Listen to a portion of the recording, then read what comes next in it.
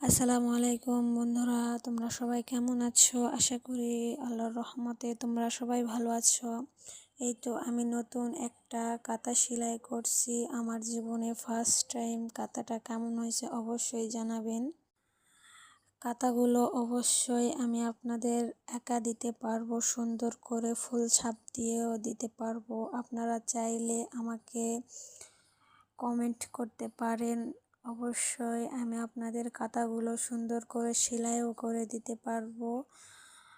আর এইটা আমার first time করা, আর এই সেলাইটা আমি পারি না, ওই জন্য এতটা ভালো হয়নি। অবশ্য কেমন হয়েছে জানাবেন।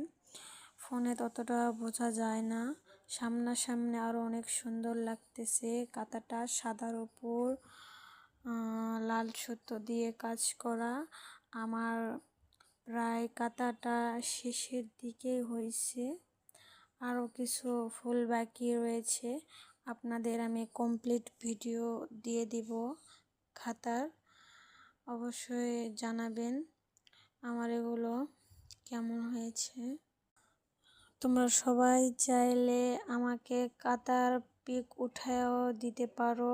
আমি সেই সেম ডিজাইনের আঁকাতে চেষ্টা করব, আবার দেখাবো ফুল উঠায়া যে কেমন হয়েছে।